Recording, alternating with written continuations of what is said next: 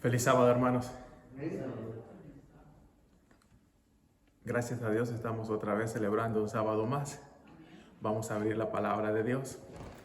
Llegó el momento del plato fuerte. Llegó el momento de abrir la palabra de Dios y enriquecernos en ella. El tema de esta mañana se llama el nuevo orden eterno. ¿Ok? Y vamos a leer en la cita bíblica de Daniel, capítulo 2, versículo 44 y 45. Vamos a arrancar la prédica de esta mañana en esos dos versículos. Vamos a abrir nuestra mente, vamos a poner todo nuestro corazón en la palabra escrita y vamos a pedir al Espíritu Santo que nos dé luz, mucha luz, la necesitamos. Para todos los que están escuchando allá, feliz sábado para todos.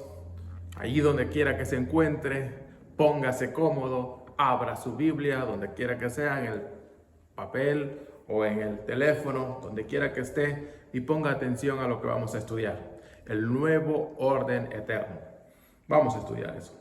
El tema está sacado de los versículos que ahorita voy a leer. De ahí está sacado el tema. Así es de que leamos ahí. Dice así: en los días de estos reyes, el Dios del cielo levantará un reino que no será jamás destruido, ni será el reino dejado a otro pueblo. Desmenuzará y consumirá a todos estos reinos, pero él permanecerá para siempre. De la manera que viste que del monte se desprendió una piedra sin que le cortara mano alguna, la cual desmenuzó el hierro, el bronce, el barro, la plata y el oro. El gran Dios ha mostrado al rey lo que ha de acontecer en lo porvenir. El sueño es verdadero y fiel su interpretación. Llama la atención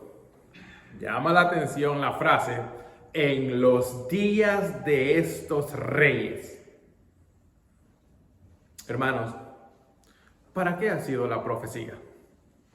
¿Para qué se nos ha dado a nosotros la profecía?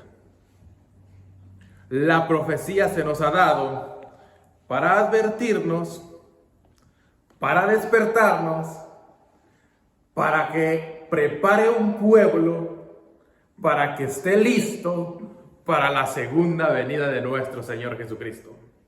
Entonces, se nos anuncia la palabra profética para que entendamos el momento cuando Jesucristo aparecerá en las nubes de los cielos.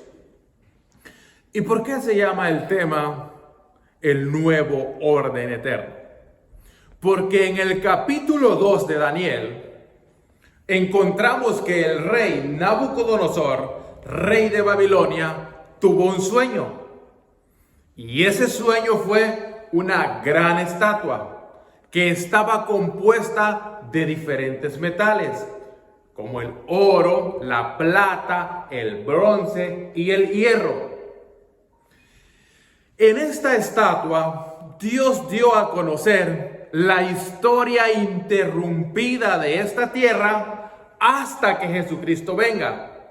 Y encontramos que hay 4 reinos hasta que Jesucristo viniera. Según la interpretación que Daniel le dio a Nabucodonosor, él era el primer reino, o sea, la cabeza de oro. Y iba a continuar en sucesión interrumpida el siguiente reino, más otro reino, más un cuarto reino. Pero que el quinto reino sería el reino que permanecerá para siempre, el reino que Dios iba a instituir. Pero el versículo que hemos leído dice que en los días de estos reyes, Dios levantará un reino que nunca jamás será destruido. ¿Cómo pues los reinos de esta tierra fueron pasando de un imperio a otro? ¿Cómo sucedieron estas cosas? Estas cosas sucedieron a través de luchas, a través de grandes conflictos. Así es como vemos a través de la historia que Nabucodonosor, quien representaba a Babilonia, fue dejando su lugar para que otro imperio se estableciera en el mundo conocido, en el cual fue medos y persas. ¿Pero cómo? Nosotros conocemos la historia que Ciro entró a la ciudad fortificada de Babilonia y destruyó en una noche, tomó a toda la ciudad. Eso lo leemos en el capítulo 5 del libro de Daniel. Y sucesivamente después, leyendo el mismo libro de Daniel, en el capítulo 8, nosotros vemos que se levanta otro imperio que también va y toma su posición por medio de Alejandro Magno, pero esto no sin antes haber grandes conflictos y grandes luchas. Ahora bien, la profecía bíblica dice así, principalmente en el espíritu de profecía, que Satanás se está preparando para el último gran conflicto final. Entonces, ¿qué pues? La obra del pueblo de Dios aquí en la tierra se pudiera decir que es de un carácter militar, porque los gobiernos que se establecieron en esta tierra fueron conquistados uno del otro por medio de grandes luchas. Se tuvo que ir a la guerra. Hubo una campaña por parte de cada uno de estos gobiernos para vencer al otro. Ahora bien, el quinto imperio que sigue según la declaración de Daniel es el reino eterno que Dios establecerá. Y nuestro Señor Jesucristo lo establecerá en ocasión de la segunda venida. Vuelvo a decir lo mismo que antes dije. Lo que llama la atención es que Daniel da una pauta ahí en los días de estos reyes. Cabe averiguar a cada uno de nosotros que representamos al pueblo de Dios cuáles son estos reyes. Y para entender la profecía, nosotros usamos el contexto histórico. Nosotros vamos a la historia a partir de lo que Daniel dijo que Babilonia era la cabeza de oro y venimos estudiando hasta llegar al cuarto imperio. O sea, el cuarto imperio es el último imperio terrenal sobre la tierra que está en pie cuando Jesucristo venga. Sí, el cuarto imperio es el que está en pie hasta que Jesucristo venga. Lo que pasa es que acerca del cuarto imperio, y sabiendo que la profecía es progresiva y que el libro de Daniel tiene 4 visiones importantísimas, como son las del capítulo 2, las del capítulo 7, las del capítulo 8 y las del capítulo 12, nosotros vemos la amplificación de lo que será el cuarto imperio. Y una de las características importantes del cuarto imperio es que es de carácter político y religioso. Así es de que entendemos que la parte política del imperio quedó atrás, pero que ya vivimos la parte religiosa y finalmente va a volver a tener un carácter político y religioso, porque volviendo a decir que la profecía es progresiva, y cuando estas profecías se le fueron entregadas a Daniel, no estaba escrito todavía el Nuevo Testamento, y hoy nosotros ya tenemos un Nuevo Testamento y tenemos otro libro que amplifica las profecías de Daniel, como es el libro de Apocalipsis. Estos dos libros se tienen que estudiar de la mano.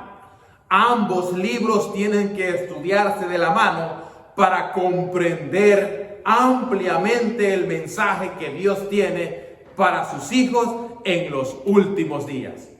Y como Iglesia Adventista del Séptimo Día, hemos venido predicando que Jesucristo viene pronto. Nuestro nombre es así, Adventistas, porque creemos que Jesucristo viene. Del séptimo día, porque ponemos en alto la ley de Dios, principalmente el sábado, que es el cuarto mandamiento de dicha ley, el mandamiento al cual ha sido plenamente ha recibido un ataque principal por parte de Satanás. Ha habido una brecha en la ley de Dios, en el cual hizo brecha especialmente en el cuarto mandamiento. Al punto es que al tiempo que hoy estamos viviendo, son miles y millones de personas que ignoran que el sábado es santo, que ignoran que el sábado fue apartado por Dios para que le adoráramos.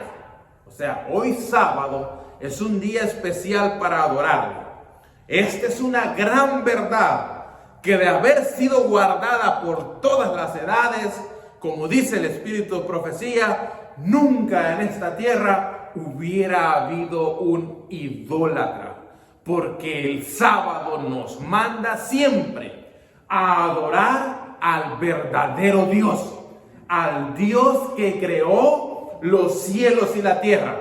De esta manera, adorar el sábado es un testimonio que nuestro Dios es el Dios todopoderoso que creó los cielos y la tierra. Hay una gran distinción en adorar a Dios en sábado. Es el sello de su pueblo para los últimos días, en medio de tanta mentira, en medio de tanta falsa profecía, en medio de tantas iglesias, en medio de tanto vocerío que dice: aquí está Dios, por aquí es el camino, esta es la verdad, venid acá.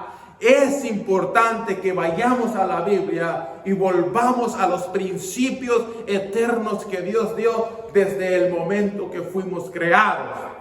Hay una frase bien importante y a mí me gusta que dice: lo primero que Dios nos dio para adorarle no fue una iglesia.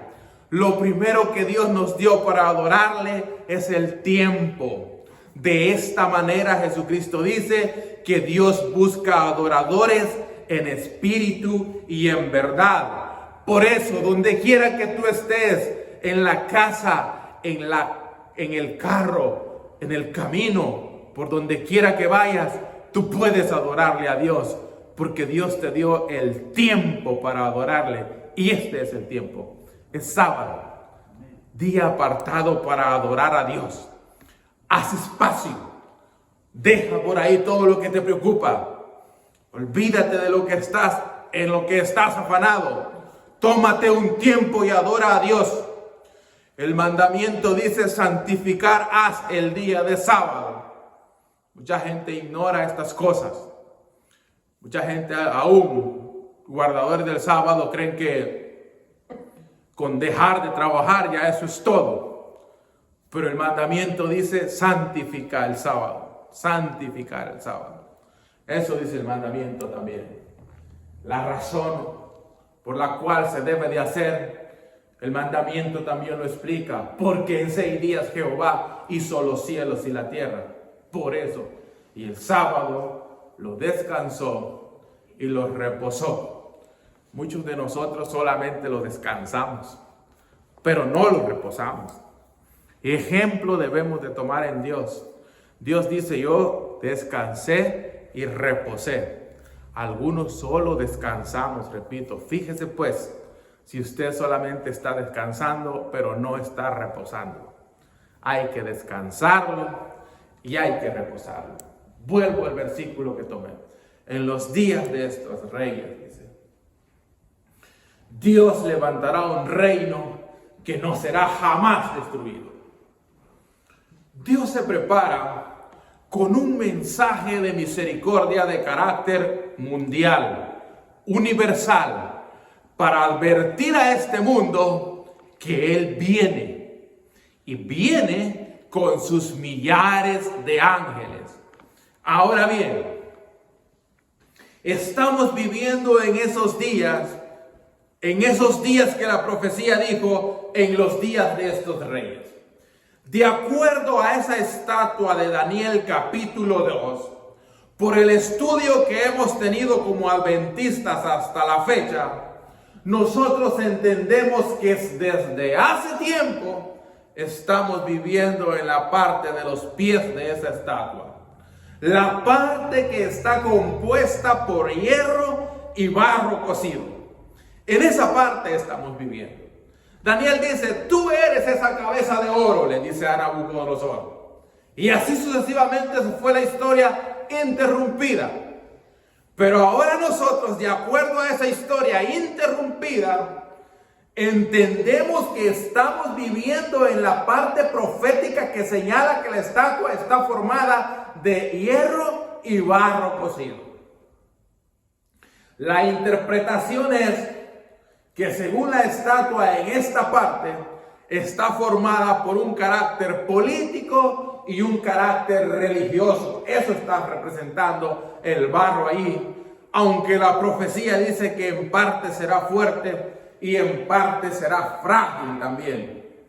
Ahora bien, tomando todo el cuadro profético y viendo todo lo que la profecía va amplificando en el mismo libro de Daniel y tomando el libro del Apocalipsis, nosotros hemos llegado a entender que no falta mucho para que Jesucristo se manifieste. Y en el sueño de Daniel 2, dice Daniel que en el sueño se ve que del monte, de una gran montaña, una piedra golpea a los pies de la estatua. Esa piedra que golpea representa la segunda venida de nuestro Señor Jesucristo. Porque ellos, dice la profecía, desmenuzará el hierro, el barro, el bronce, la plata y el oro. O sea que la piedra que golpea la estatua desmenuza los imperios terrenales y se establece un imperio de carácter divino, un imperio eterno. ¿Por qué se llama, pues? ¿Por qué se llama el tema, el nuevo orden eterno? ¿Por qué saqué esa idea? Porque Satanás está trabajando. Pero Satanás últimamente ha puesto sobre la mesa de los gobiernos un tema que ha tomado importancia en los últimos años. Y ese tema se ha dado a conocer como el nuevo orden mundial. Y todos hemos escuchado de ello.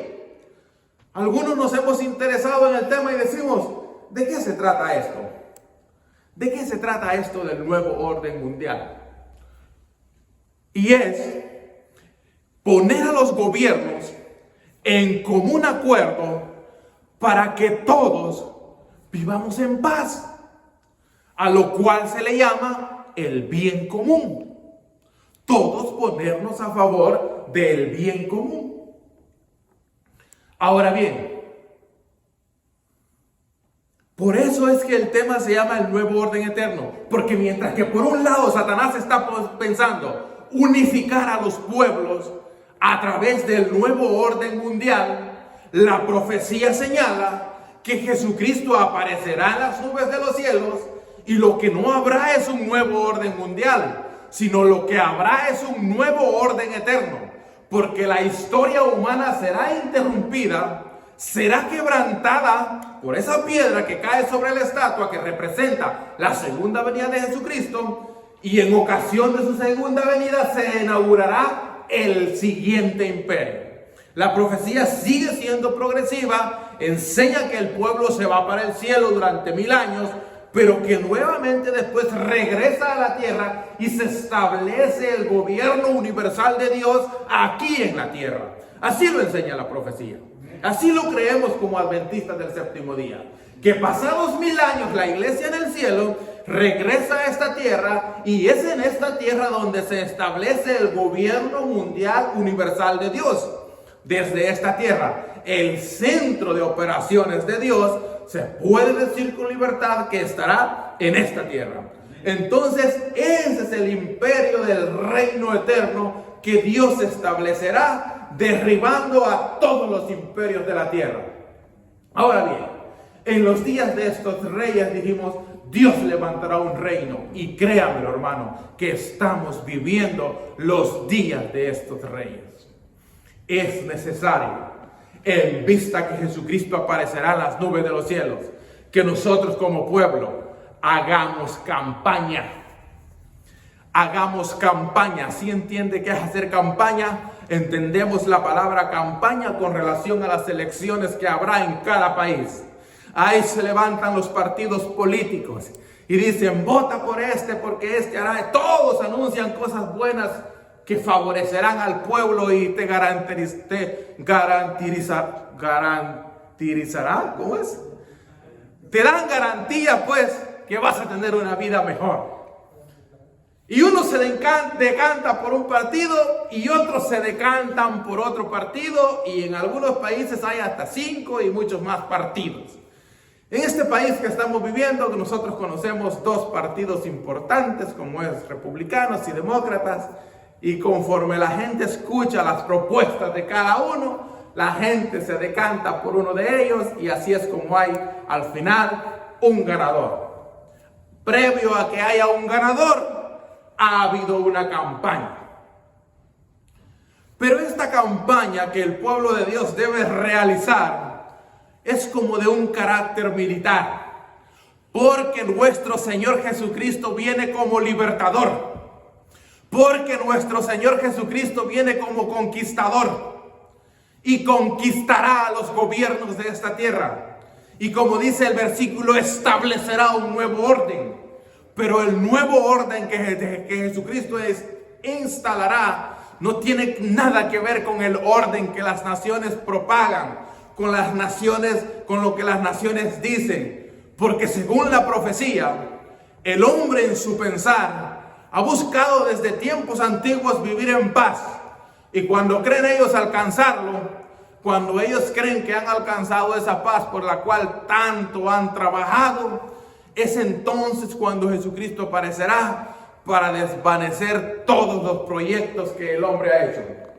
Porque hay una cosa que es importante de entender. El hombre ha hecho a un lado a Dios. ¿Cómo lo ha hecho si oigo que hablan de Dios? No, el hombre ha hecho a un lado a Dios al menospreciar su santa ley. Cuando el hombre, a través de sus leyes ejecutivas, menosprecia la ley de Dios, está en graves problemas frente a Dios. Y lo que hoy hemos visto, y en lo que estos últimos años hemos terminado de ver, todos los gobiernos a una se están poniendo en contra de la ley de Dios. Miremos cualquier ley que los gobiernos aprueban y vamos a entender que todos se están poniendo en contra de las leyes de Dios. Llámese la ley del aborto. Hace un tiempo, cuando yo estaba pequeño aún, que ya pasaron los años, se escuchaba de cierto libertinaje que se vivía en Estados Unidos de Norteamérica. Pero esos libertinajes se viven hoy en día igualmente en todos los países. Y por tomar un tema, el tema del aborto, ha sido un tema de carácter casi mundial.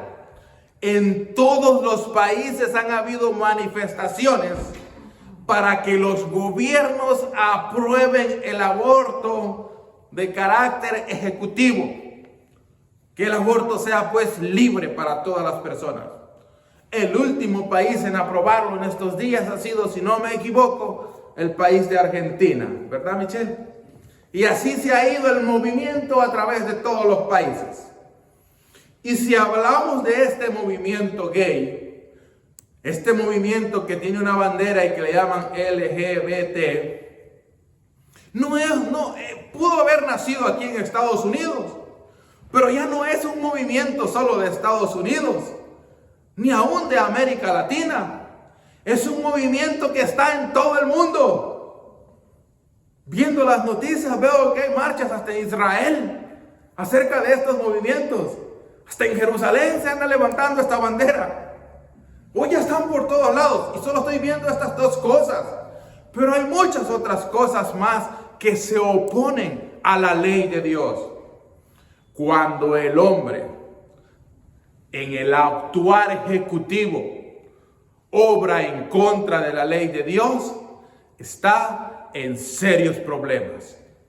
porque la misericordia de Dios tiene un límite. Pues según la profecía bíblica, ese límite está a punto de terminar. Y cuando esa misericordia divina termine, el mundo enfrentará lo que se llama la ira de Dios, que según la profecía misma dice, será vaciado sin mezcla de misericordia. Si hoy hay dolor, si hoy hay angustia en las naciones, imagínense cuánto dolor habrá cuando ya no haya misericordia de Dios interviniendo en favor del hombre. Cuando este mundo sea abandonado a las manos de Satanás, cuando el pueblo de Dios finalmente sea sellado y protegido por Dios para que ya nadie lo pueda tocar, y aunque se vivirá un tiempo de angustia, Satanás no podrá hacer nada en contra del pueblo de Dios, porque así está garantizado por la profecía bíblica. Estos son los momentos que estamos viviendo. Estos son en los días de los reyes que anunció el libro de Apocalipsis, el libro de Daniel. Volviendo a que nosotros debemos de hacer campaña, vamos a ver que Satanás desde muchos años ha estado haciendo campaña. Pero hay una campaña especial que el pueblo de Dios debe de dar. Porque el pueblo de Dios se debe de regir por la profecía. Y el tema de la segunda venida de mi Señor Jesucristo es un tema que debe de estar siempre sobre el púlpito. Siempre en la vida presente de cada cristiano. Usted debe de heredar esto a sus hijos y sus hijos a sus hijos, que Jesucristo vendrá por segunda vez y que redimirá a su pueblo y que quebrantará a las naciones de esta tierra y que hay misericordia ahorita ya en el cielo, que Jesucristo espera que la profecía no intimide a nadie, sino que prepare a un pueblo para recibirle y que pueda decir, como el libro de Isaías dice, este es mi Dios a quien hemos esperado. Ahora bien, Satanás, dije, también hace campaña. Yo leo en el libro de Apocalipsis, hoy me voy a trasladar al libro de Apocalipsis, en el capítulo 16, en el versículo 13 y 14. Vea la campaña de Satanás. Vea usted la campaña de Satanás. Dice así,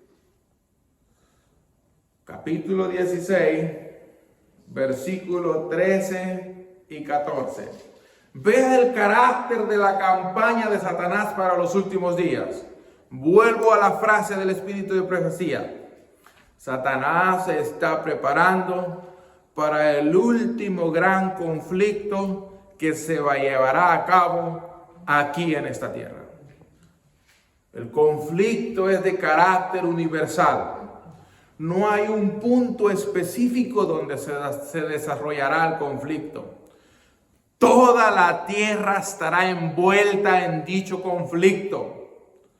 Acuérdese cuando Jesucristo dice que vendrá por segunda vez en las nubes de los cielos y juntará a sus elegidos de entre los cuatro vientos, desde los cuatro ángulos de la tierra. El pueblo de Dios, para cuando Jesucristo venga, no estará reunido como un todo en un solo lugar, sino que el pueblo de Dios estará diseminado en toda la ancha faz de la tierra. Y si todos han vivido el conflicto, entonces se entiende que el conflicto es de carácter universal. No existe tal cosa como que el conflicto se va a llevar en un punto específico de esta tierra. No, toda la tierra estará en conflicto. Vea la campaña que Satanás hace para esta última gran lucha, porque sabe que pronto su gobierno llegará a su fin. Dice la profecía en Apocalipsis así: vi salir de la boca del dragón, de la boca de la bestia y de la boca del falso profeta, 3 espíritus inmundos semejantes a ranas. Vea la campaña que Satanás tiene. Son espíritus de demonios que hacen señales y van a los reyes de la tierra en todo el mundo para reunirlos para la batalla de aquel gran día del Dios Todopoderoso. Satanás entiende las profecías. La profecía de Daniel 2, Satanás la conoce muy bien. Y sabe Satanás que estamos viviendo en los días de estos reyes, cuando Jesucristo quebrantará el poder de las naciones. Entonces Satanás se está preparando, es una campaña de carácter militar. Entonces viene Satanás y se prepara. Según la profecía, lo que yo estoy leyendo ahorita en el capítulo 16, versículo 13 de Apocalipsis, Satanás tiene dividido a este mundo: dragón, bestia y falso profeta. De tal manera que todas las personas que viven en este mundo entran en uno de esos grupos.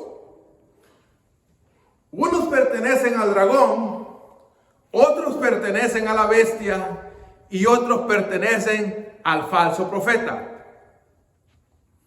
Los símbolos no es algo de lo cual ahorita estamos estudiando, pero podemos dar una pequeña repasadita. El dragón aquí en la profecía, primeramente la profecía dice que el dragón es Satanás, pero de un carácter derivado, el dragón también representa a las naciones. Porque dice que el dragón estaba por arrebatar la vida del niño Jesús. En ese momento el dragón estaba representando a Roma, porque era Roma a través de su reino y su gobierno que quería arrebatarse al niño Jesús. Entonces, en un carácter derivado, el dragón representa a todas las naciones de la vida secular, a la parte política de este mundo. A ello está representando el dragón. Y a la bestia, a una parte de este mundo que se conoce como un movimiento político y religioso. Y al falso profeta, esto es duro y delicado, porque el falso profeta está representando al gran movimiento evangélico de nuestros días. Eso está representando el falso profeta. Es un movimiento apóstata que se ha puesto en contra de la ley de Dios. ¿Cuál es el trabajo de un profeta? De acuerdo a la Biblia, ¿cuál ha sido el trabajo de un profeta? Anunciar el mensaje de Dios para el tiempo específico. En todas las épocas ha habido un mensaje que se conoce como verdad presente. Y esta época en la cual estamos viviendo también tiene un mensaje, también tiene una verdad presente. Y es obra del pueblo de Dios darle a la trompeta un sonido certero. Pero hay un pueblo allá afuera que está siendo caracterizado por la profecía como falso profeta. Y como es un falso profeta, su obra se caracteriza en engañar. Y son miles los que caen en esas redes. La obra es de Satanás. Porque el versículo 14 dice que son espíritus de demonios. No le busquemos simbolismo a las ranas. No hay tanto significado en ello, como dice el comentario bíblico adventista, sino al principio que ahí se está enseñando, que son espíritus de demonios, que hacen señales y van a los reyes de la tierra en todo el mundo para reunirlos para la batalla de aquel gran día. Entonces Satanás ha dispersado a sus demonios por todo el mundo. Y cuando nosotros estudiamos cómo llegará a ser el cumplimiento final de todas las profecías para que Jesucristo venga, y miramos cómo es que habrá unidad en las naciones, cómo grandes potencias como China, Rusia o países rebeldes como Irán, Irak, llegarán un día a estar unificados en un propósito con todas las naciones. Todas tienen al mismo líder. Satanás es el líder de todas las naciones. Desde siempre, desde que hizo caer a Adán y Eva, Satanás se ha autonombrado el Dios de este mundo. Así es de que Él es el Dios de todas las naciones.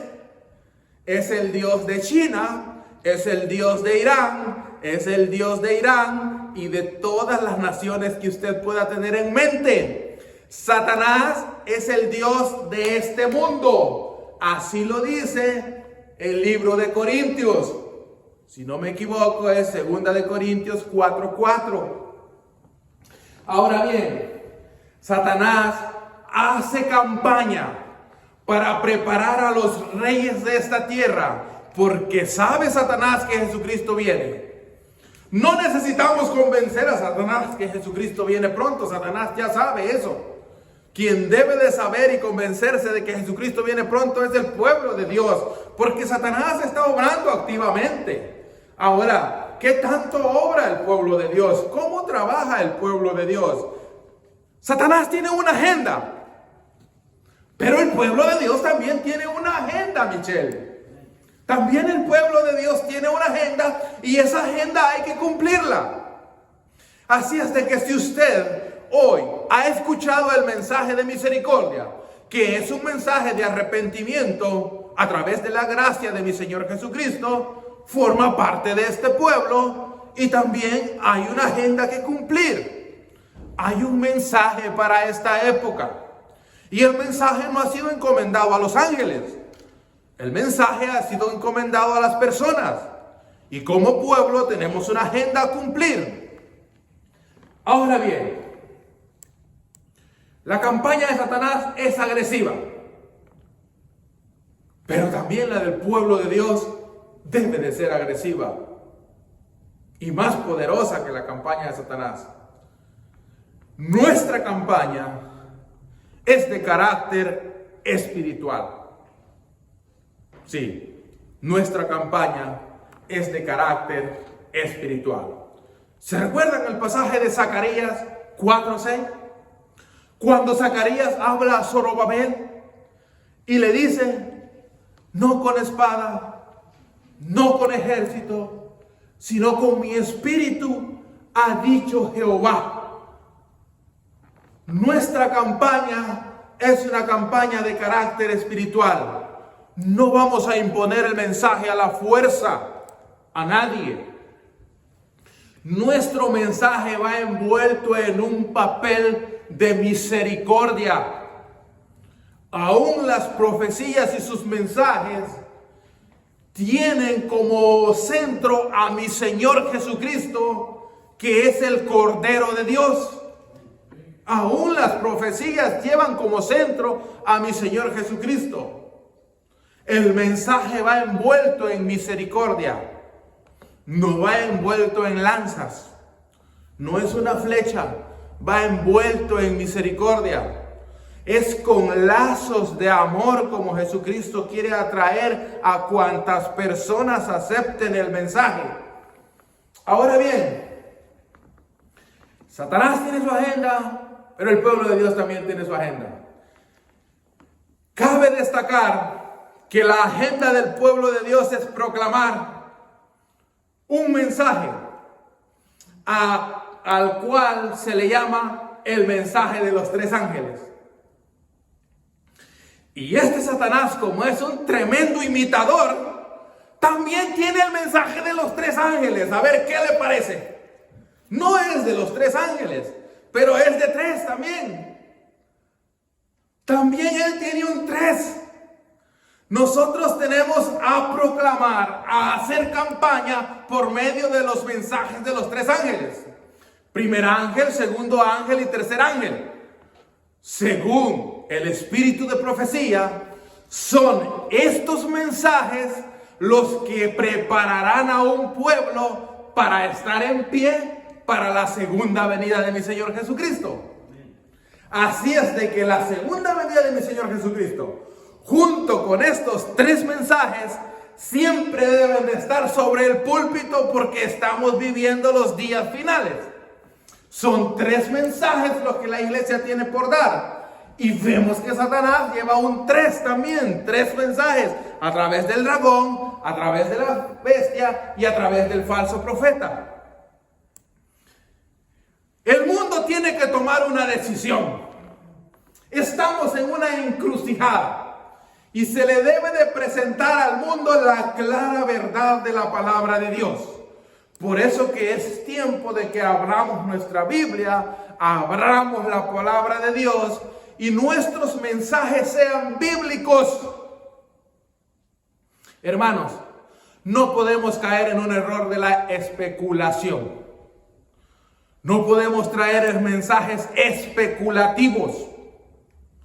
Debemos de tener la responsabilidad de hablar la Biblia y dejar que el Espíritu Santo hable a cada corazón. Al final, lo que Dios quiere de nosotros es que nos arrepentamos, que nos arrepintamos y estemos a cuenta con Él. Aquel mensaje que Jesucristo dio que dice: mirad que vuestros nombres estén escritos en el libro de la vida. Ese es el propósito del mensaje. Ahora bien, ¿qué dice nuestro primer mensaje? Nuestro primer mensaje dice que adoremos a Dios. Ese es el carácter del primer mensaje. El principio del primer mensaje es que todos adoremos a Dios. Y en el primer mensaje se presenta a Dios con sus distinciones. Y la distinción importante del verdadero Dios es sus actos creativos. Por eso que el ángel manda a que adoren a quien hizo el cielo, la tierra, el mar y las fuentes de las aguas. Y este lenguaje lo encontramos principalmente en el cuarto mandamiento de la ley de Dios. El mensaje del primer ángel usa un lenguaje del cuarto mandamiento de la ley de Dios. Eso es interesante. Y la razón que da el mensaje para adorar a Dios es porque estamos viviendo en una época de juicio. En el cielo se está llevando a cabo un juicio.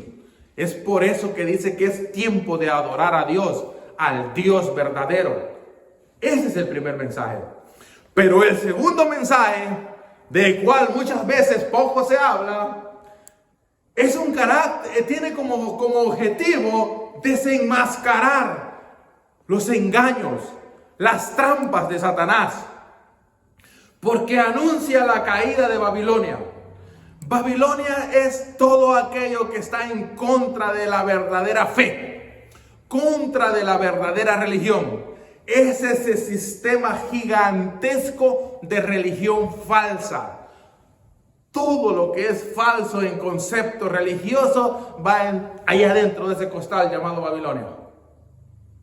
Todo lo que está no acorde a la palabra de Dios, sino que deja fuera los grandes principios, principalmente de la ley de Dios, está dentro de ese lugar que se llama Babilonia. Y es deber del pueblo de Dios denunciar los pecados de Babilonia.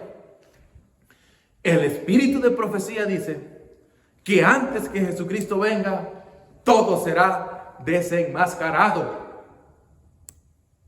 O sea que los hombres tienen una máscara. El engaño es peligroso, porque el engaño parece que es verdad. Si no, no fuera peligroso. Pero el engaño se viste como que si fuera verdad.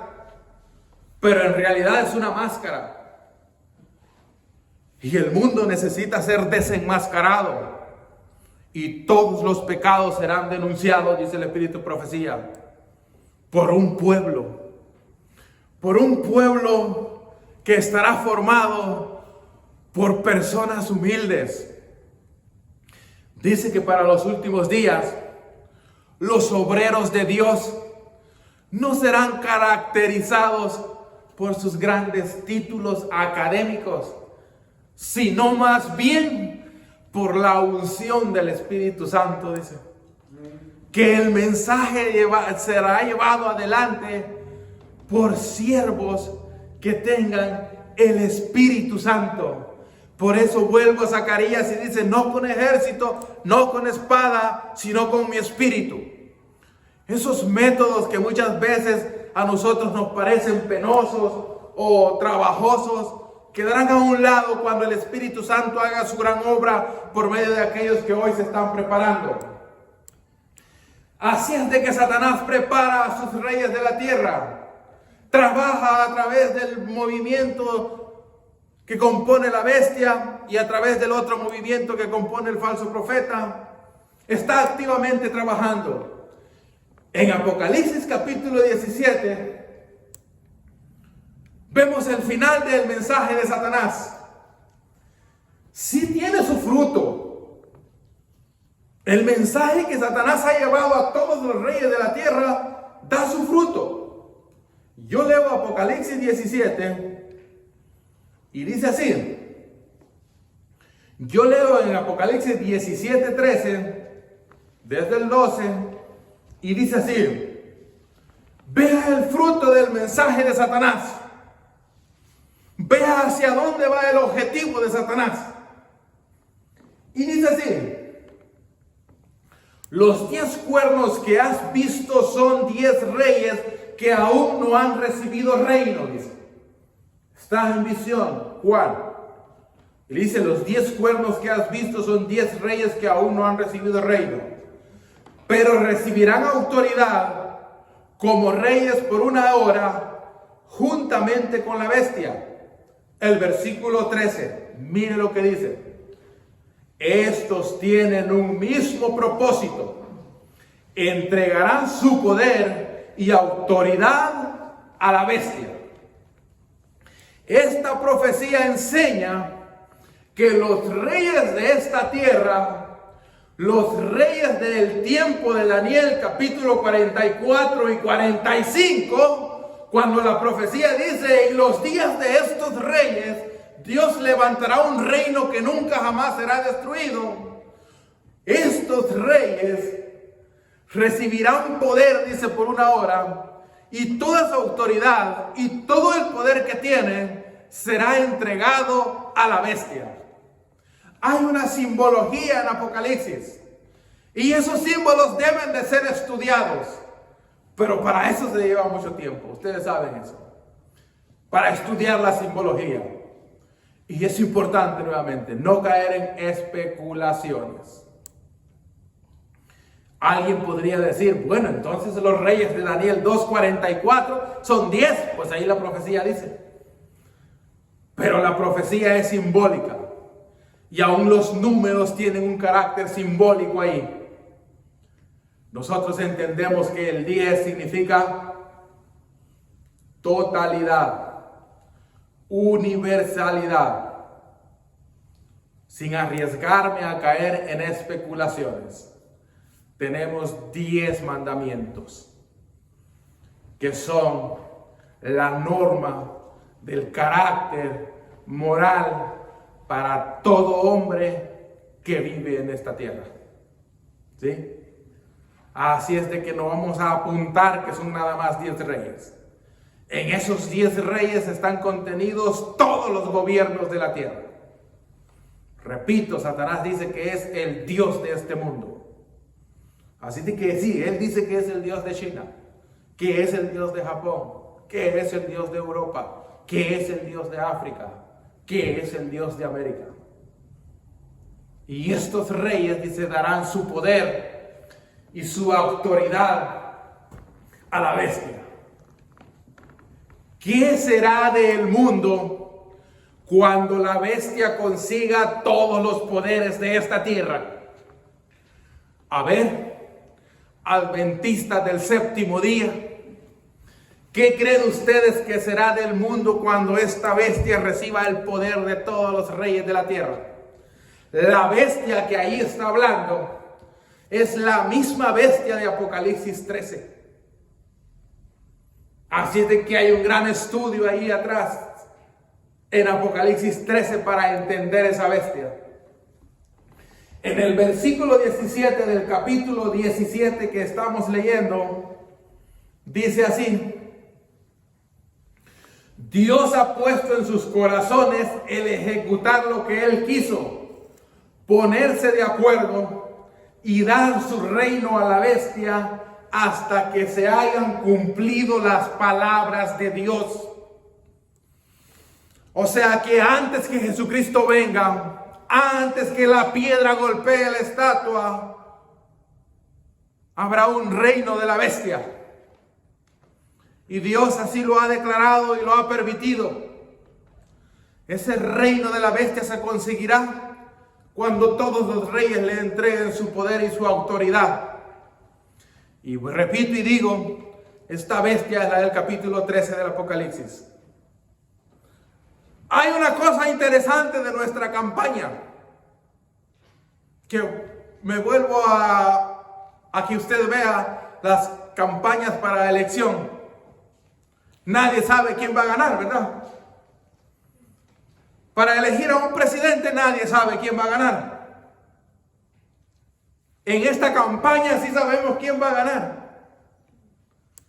En esta campaña que nosotros llevamos adelante ya sabemos de antemano que Satanás va a perder, que es un perdedor y que el ganador es nuestro Señor Jesucristo. Ahí mismo, en el capítulo 14 del versículo 14 del capítulo 17, nosotros vemos quién es el ganador de esta gran campaña. Por más que Satanás tenga su agenda, el ganador de esta campaña se llama Jesucristo. Amén. Yo leo en el capítulo 14 de Apocalipsis y dice así: pelearán contra el Cordero, porque Satanás no va a soltar su presa así porque sí. Pues él se considera Dios de este mundo. No va a soltar sin antes pelear. Pero dice, pelearán contra el Cordero. Pero el Cordero los vencerá, porque es Señor de señores y Rey de reyes. Y los que están con Él son llamados, elegidos y fieles. Así es de que en esta campaña que estamos, sabemos quién es el ganador. El ganador es nuestro Señor Jesucristo. Para saber un poco más de esa bestia y su reinado, hay que ir al capítulo 13 de Apocalipsis. Y ahí se ve cosas terribles acerca del reinado de esta bestia. Vamos al capítulo 13 de Apocalipsis para dar una ojeadita así, rápido. Solo para no pasar por alto a esta bestia.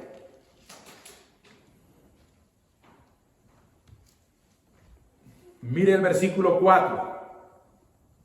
Mire el versículo 4 del capítulo 13. El capítulo 13 de Apocalipsis es bien interesante, hermanos. La profecía es bien bonita, si se le puede llamar así esta palabra, bonita. Algunos les confunde, pero la profecía es bonita. Yo inicié mi tema tomando Daniel capítulo 2, 44 y 45. Pero Daniel 13 empieza tomando como base Daniel 2. Tomando como base la estatua. Tomando como base Daniel 7. La misma historia de Daniel. La misma historia de Daniel 7. De ahí arranca el capítulo 13 de Apocalipsis. Por eso que ahí aparece una bestia mística. Que se parece a un león, a un oso y a un leopardo. Ahí está un animal parado. Que dice que tiene parecido a un león, a un oso y a un leopardo. Esa es la bestia temible de los últimos días. y está tomando el mismo lenguaje de Daniel 2 y el mismo lenguaje de Daniel 7, pero ahora en el contexto de los últimos días, porque la historia de esta tierra casi llegó a su fin, y está por establecerse no el nuevo orden mundial, sino el nuevo orden eterno, el reino eterno que Dios establecerá en ocasión de la segunda venida de mi Señor Jesucristo. Y dice el versículo 4, y adoraron al dragón que había dado autoridad a la bestia. Dragón representan todos los reinos de esta tierra, toda la parte política, ¿sí? El dragón, las naciones le han dado la autoridad a la bestia y adoraron a la bestia diciendo: ¿quién es como la bestia y quién podrá luchar contra ella? Terrible es la condición a la que llegará el mundo, porque el mundo entero se declarará en apostasía universal. Vuelvo a decir esto: el mundo entero se declarará en apostasía universal, porque la bestia demanda adoración. Y como seres creados a imagen de Dios, como seres que salimos de las manos de Dios, el único digno de ser adorado, el único digno de ser reverenciado, es Dios por medio de nuestro Señor Jesucristo. Pero este poder llamado bestia reclama adoración que le pertenece solamente a Dios. Así es de que miremos pues los pasos que el mundo está dando momentos antes que Jesucristo venga. Y pido, no nos sorprendamos de lo que veamos, sino más bien pongámonos en oración, despertemos. Versículo 8 del capítulo 13, dándole así un pequeño repaso para que entienda el poder y el reinado de la bestia. Dice así: la adorarán todos los habitantes de la tierra cuyos nombres no están escritos desde el principio del mundo en el libro de la vida del Cordero que fue inmolado. Hay una distinción, y eso es lo que le fastidia a Satanás, porque de buena gana quisiera que todos los que respiran en esta tierra le adoraran. Pero hay un pueblo que no doblará sus rodillas ante dicho gobierno mundial. Y ese pueblo es aquel que está escrito en el libro de la vida del Cordero. Los que no están escritos en el libro de la vida del Cordero, esos sí le adorarán. Pero los que están escritos en el libro de la vida del Cordero, que es Jesucristo, esos no le adorarán. No doblarán sus rodillas delante de la bestia y su reinado. Así es de que todo el esfuerzo del hombre, todo ese esfuerzo para unificar al mundo en un bien común, quedará frustrado por Satanás. Se verá frustrado al ver que hay un pequeño pueblo, un pequeño grupo que no sigue las leyes que han sido decretadas. ¿Por qué no las sigue? Porque este pueblo se atiene únicamente a la ley de Dios. Y todo aquello que quebranta aunque sea uno de estos mandamientos, no puede ser aceptado. Porque aquel que viola uno de ellos, dijo Santiago, es responsable de todos. Así es de que hay un pueblo en esta tierra cuando Jesucristo venga que lo estará preparado, que lo estará esperando. Se ha preparado. Ha sido instruido cabalmente. La bestia usa los mismos principios que Satanás ha usado desde siempre. Dios pide adoración, pero no es una adoración forzosa. Dios no obliga a nadie a que le sirvamos. Al que quiere, al que oiga, diga ven. O sea, Dios hace un llamado. Ese llamado de amor es para que le aceptemos. Y en la vida del ministerio de Jesucristo nosotros vemos que muchos escucharon a Jesús, pero no todos le aceptaron. Muchos le escucharon y se fueron. Y Jesucristo no obligó a nadie a que le reconociera, porque este mensaje es de un mensaje amoroso. La obra es con el Espíritu. A la fuerza no se pide adorar a Dios. A Dios se le pide adorar por un principio que nace en el corazón. Y ese principio nace por medio del Espíritu Santo. Por eso que cuando el Espíritu Santo pone esa semilla en usted, usted siente aquel deseo de adorarle, de ir a la iglesia. Hay un deseo de cambiar. Ese deseo vino a mí. Ese deseo ha llegado a usted. Ese deseo de ser diferente. Ese deseo de cambiar. Eso es la obra que el Espíritu Santo hace en el corazón de cada uno. En el versículo 15 del capítulo que yo estoy leyendo, el capítulo 13, vemos que Satanás y la bestia obran totalmente diferente y contraria a Dios. En el versículo 16 dice: y hacía que a todos, pequeños y grandes, ricos y pobres, libres y esclavos, se les pusiese una marca en la mano derecha o en la frente. Hermanos,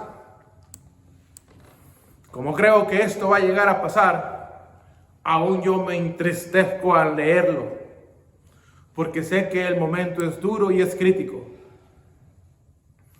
Porque la adoración de la cual se demanda ahí es una adoración forzada. Es una adoración forzada. Y muchos van a estar allí, ya sea por conveniencia, por disque amor a sus familias, porque muchos se negarán a perder su trabajo, porque muchos dejarán de ser fieles. Algunos que caminaron con el pueblo de Dios se juntarán a las filas del enemigo, porque cuando las cosas lleguen a este punto crítico, será una prueba para cada uno de nosotros. Y la adoración de la bestia será una adoración forzosa, y muchos aceptarán los requerimientos de la bestia, porque dice así: y que ninguno pueda comprar ni vender, sino el que tuviera la marca o el nombre de la bestia o el número de su nombre. Piense en esto. Los principios de Dios son eternos. Satanás también tiene principios, pero sus principios son de engaño. Y no se olvida Satanás de lo que le funcionó al principio. Lo que le funcionó para hacer caer a Adán y Eva es lo mismo que piensa implementar en los últimos días. Algo que tenga que ver con nuestra necesidad, que ninguno pueda comprar ni vender. Cuando el alimento se le sea retirado, cuando usted no pueda hacer uso de lo que ahora tiene a causa de sus sacrificios, sus ahorros, entonces muchos se verán en la gran tentación de la vida, y con dolor decimos que muchos van a ceder. Es este momento crítico cuando la profecía le llama la angustia de Jacob. Si usted recuerda cómo fue angustiado Jacob, el pueblo de Dios recibirá una angustia. Pero el mismo Daniel, en el capítulo 12 de Apocalipsis, dice que en ese tiempo será librado tu pueblo. Y repite lo mismo de la profecía: los que estén inscritos en el libro de la vida. Ahora bien, el mensaje del pueblo de Dios es advertir al mundo que lo que está pasando no es nada bueno. Por eso que el tercer mensaje, el mensaje del tercer ángel, es una advertencia total al gobierno de la bestia. Satanás tiene su agenda, tiene su propaganda, pero el pueblo de Dios también lleva una agenda, una propaganda. Y sabemos de antemano que el vencedor es nuestro Señor Jesucristo. Los mensajes de los 3 ángeles que se encuentran en Apocalipsis 14 deben de ser proclamados. Por eso que dice que vio volar por el cielo para proclamarlo a toda nación, a toda tribu, a toda lengua y a todo pueblo. Por eso que el primer mensaje debe de ser proclamado a toda nación, toda lengua, toda tribu y todo pueblo. El segundo igualmente y el tercero igualmente. Yo dije que el conflicto no se llevará a cabo en un punto específico de la tierra, porque es que algunos así creen. El conflicto tendrá una ampliación geográfica universal. Por eso que el mensaje debe de ir también a todas las naciones. Y en Apocalipsis 14:9, donde se encuentra contenido el mensaje del tercer ángel, ahí dice claramente que a causa de lo que el mundo está viviendo para ese entonces, que no falta mucho, el mensaje tiene que ser así, bien agresivo. Por eso que algunos dirán, no me gusta cómo predica el hermano, muy fuerte predica. El mensaje tiene que ser diferente y nos convertimos en jueces de lo que la profecía está diciendo. ¿Quién se atreve a predicar el mensaje?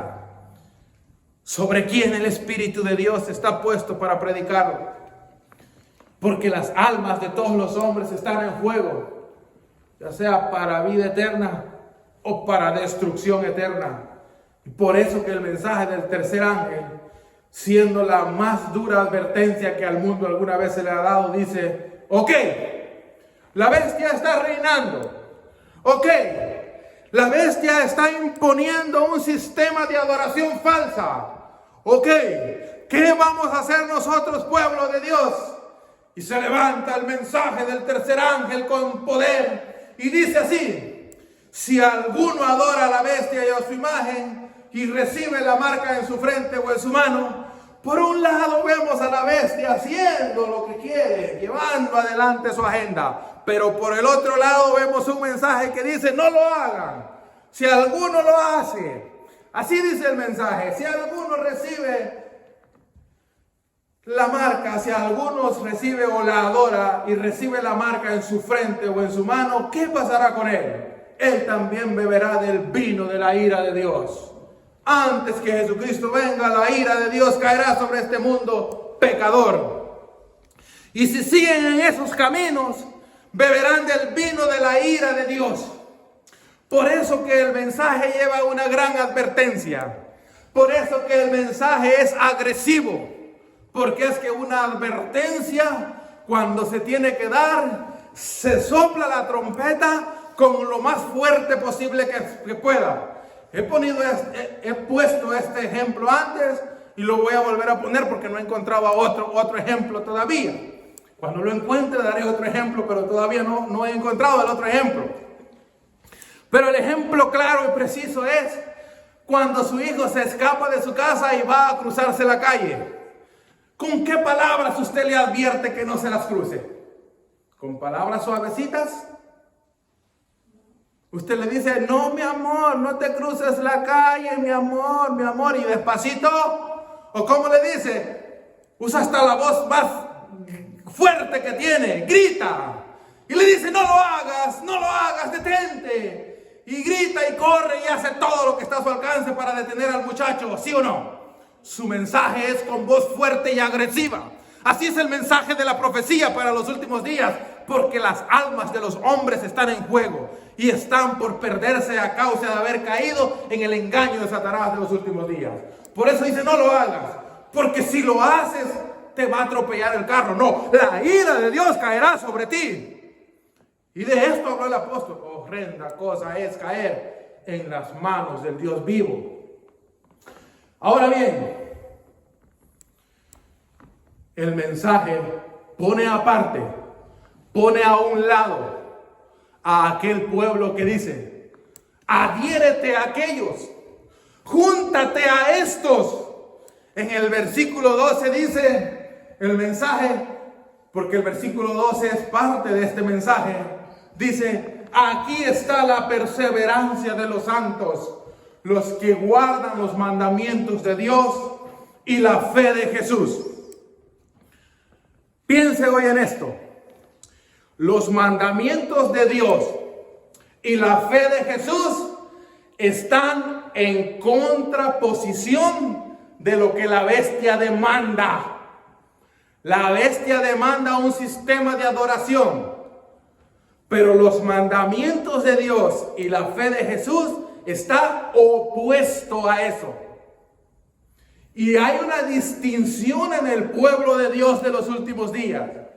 Su distinción es que guardan los mandamientos de Dios y que tienen fe en Jesús. Fe en Jesús, sí. El mensaje del tercer ángel es el mensaje de la justificación por la fe, dice el espíritu de profecía. Así es de que esta es la distinción clara para el pueblo de los últimos días. Hermanos, el propósito de las profecías no es asustarnos y entrarnos en miedo. El propósito de las profecías que hoy ya estamos predicando es para despertarnos, es para llevarnos a un arrepentimiento, es para enseñarnos a vivir ahora y a cómo viviremos en el futuro presente. Para eso son las profecías. Es para juntarnos. Si Satanás se está unificando, ¿por qué nosotros vamos a estar dispersos? Es momento de unificarnos como pueblo. Pero vea los muchos conflictos que se han levantado en la iglesia en los últimos días. Porque mientras que Satanás obra para unificar allá afuera, mete infiltrados a la iglesia para dividir la iglesia. ¿Ve cómo no descansa? ¿Ve cómo es tremendo el enemigo que tenemos? Necesitamos hacer de nosotros nuestra hoy la oración del capítulo 17 de Juan. Que nosotros todos estemos unidos como Dios y el Hijo son uno. Así también nosotros debemos de estar unidos. El mensaje final es que todos adoren a Dios. Pronto, muy pronto, se cumplirá la profecía de Daniel 2, 44 y 45. De esto habló el apóstol Pedro, porque esa profecía es una promesa. Y de esto habló el apóstol Pedro cuando dijo, pero según su promesa, nosotros esperamos cielo nuevo y tierra nueva, donde habita la justicia. Que Dios bendiga a cada uno de nosotros. Que Dios bendiga a todos aquellos que escuchen este mensaje. Amén.